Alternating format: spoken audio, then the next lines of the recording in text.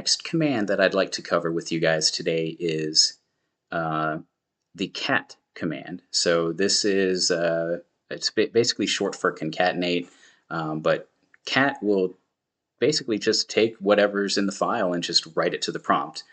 Just all of it, just writes it out. Just very simple. Um, you know what? We've already know what's in new file, but readme.txt. Let's go ahead and take a look at that file.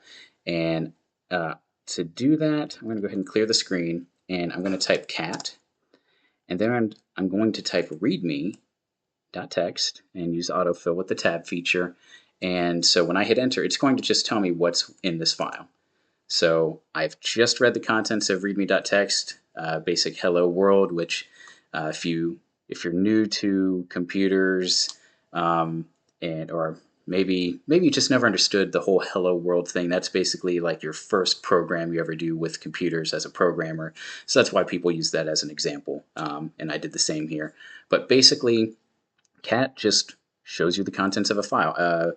The other file that I had, let's see, I think it was file 1. I have a little bit more text in here, so I'm going to go ahead and okay, so I just wrote out the contents of that file, and I'm going to scroll up here because there's a good amount of stuff. So as we can see, I'm scrolling, and I finally got to the top where I ran my cat command to show me the contents of the file. So this is a lot of text here that it went ahead and just wrote to the prompt.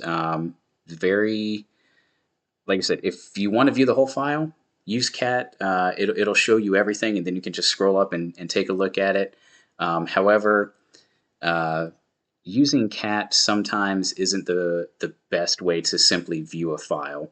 You can use cat for other things, like maybe writing out the contents, and then you could direct it to another file.